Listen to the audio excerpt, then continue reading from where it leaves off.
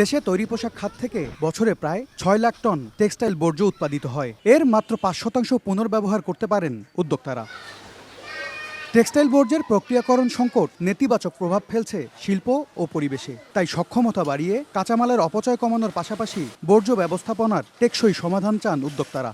We are facing challenges in terms of sales of this waste, which is mostly influenced by local political leaders. We have a mechanism of modality of business, how maximize we can use the waste of this our textile goods.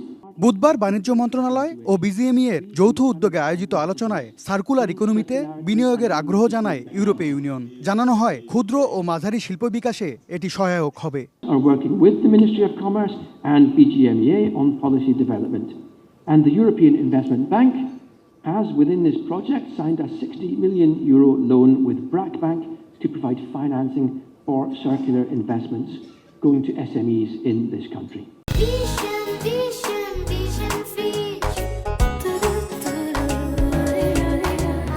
LDC উত্তরণ হলে স্বল্প সুদের ঋণ সুবিধা হারাবে বাংলাদেশ, শেষ হয়ে যাবে বিশেষ বাজার সুবিধা। এমন পরিস্থিতি মোকাবিলায় বিনিয়োগ বান্ধব পরিবেশ তৈরিতে গুরুত্ব দেন বাণিজ্যমন্ত্রী। Challenges will face. Number one, we'll lose concessional loans. Number two, as a member of LDC, the privileged access we are entitled to or have been extended to by our trade partners.